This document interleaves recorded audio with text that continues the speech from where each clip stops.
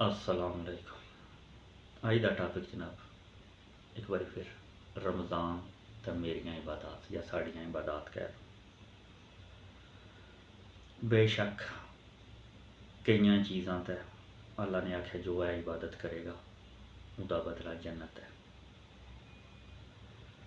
लेकिन साढ़े माशरे लोग जजा और सज़ा नूं भुल गए। बेशक जजा की सूरत अगर जन्नत है तो अगर तुसा कोई गलती कर दी है तो उसकी सज़ा भी है। साढ़े माशरे या मेरे कह लो एक कहना ठीक रहेगा कि हराम हलाल की पहचान खत्म होती जाती है। कुछ चीज़ां जिन्होंने को बचिया ही नहीं जा सकता, सूद वगैरह या दूसरिया तीसरिया चीज़ां, लेकिन कुछ चीज़ां जिन्होंने को बचिया भी जा सकता है। हम कुछ लोग मेरे आखणगे कि सूद तू असी तो सूदखोरी ना कर रहे, बिल्कुल ना कर रहे, लेकिन असा बैंकिंग सिस्टम का हिस्सा हाँ। साढ़े सारे काम बैंक के थ्रू, बैंक सूद का कारोबार कर रहे तो असीं उहदे नाल कारोबार जरूर कर रहे हैं, उन्होंने फायदा कुछ ना कुछ दे रहे हैं, मतलब असीं उस तो बच ना सकते। ये तो एक साइड था। दूजे नंबर तो साढ़े माशरे कुछ हराम नहीं रहे। एक नंबर तक अगर बोलिया जाए तो रिश्वत,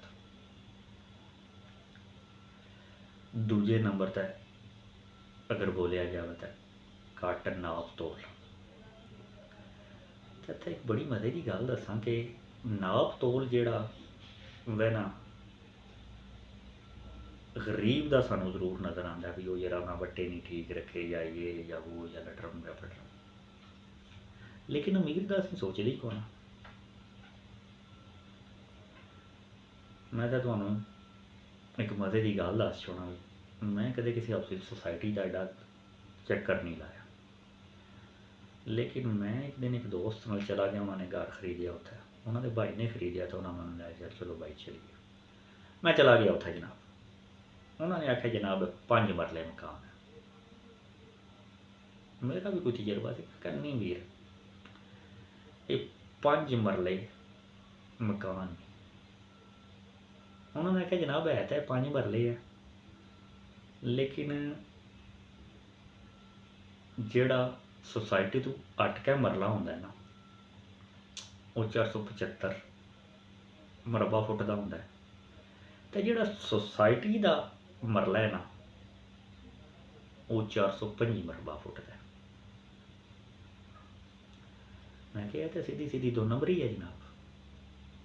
देखो पमाइश की कमी की जा रही है, नाप तोल की कमी, तो साडा माशरा लई जा रहा दबो दब किसी च एडी जरूरत नहीं जिहड़ा आख्या जरा 475 स्क्वेयर फुट का मरला ठीक है। तुसा यार घट देना तो ठीक है, उन्होंने 4.25 मरले का प्लाट आखो ना, वो 50 स्क्वेयर मीटर घटता घटता 4.25 मरले रह जाते, या 4.5 मरले का प्लाट आखो, उन्होंने 5 मरले का प्लाट क्यों आख्या जाता है, मतलब 2 नंबरी है। ये तो सरासर 2 नंबरी है, आराम हो गया। तो दूजे नंबर पर जनाब एजेंट्स जिहड़े खास तौर पर बैरूने मुल्क लैन वाले, बैरूने मुल्क लैन वाले जिहड़े लैन देन करते हैं एजेंट, जिहड़े लीगल चढ़ा रहे हैं, लीगल फीसा लै रहे हैं जनाब, उन्होंने कोई गिला शिकवा नहीं, लेकिन जिहड़े बंदियां दा पैसा खा जाने बाद च बदमाशी दिखाने, उन्होंने खास तौर पर जनाब दर्दनाक अजाब है। किसी भी आलमे दीन को पूछ लो जिस बंदे का तुसा हक खा छोड़िया अगर उन्हें बख्शिया तो बचत है, जे उन्हें नहीं बख्शिया तो जनाब उन्हें क़यामत वाले दिन लैना है। मैं सब उलमा भी इत्थे गुजारिश करांगा कि इस गल पर गौर कर कि यह गल जरूर दोहरान भाई जिन्हें हराम की कमाई नाल मस्जिद बनाई है, मस्जिद बनाने का या मस्जिद एक इट लाने का भी बदला जन्नत है, कोई शक नहीं, लेकिन वो शर्त है वो कमाई थोड़ी हलाल होवे।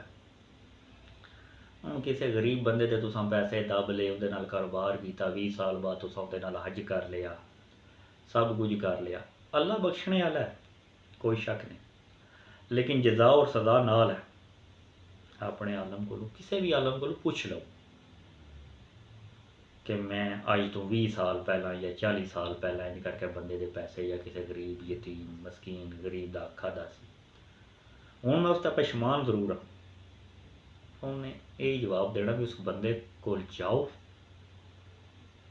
तो अपना हक माफ़ करवाओ, नहीं तो रोज़े क़यामत हकूकुल इबाद उस बंदे नहीं माफ़ करने जिस बंदे दे तुसां खादे।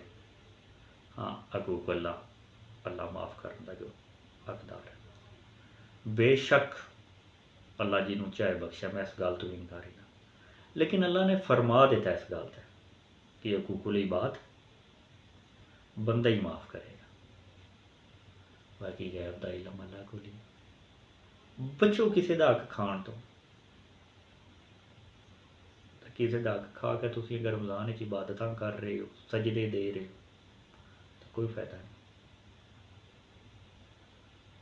जिस तरह फरमान है कि चोरी डाका या धोखे दी कमाई हराम है, इस तरह हुक्म है भी सूअर भी हराम है, कुत्ता भी हराम है।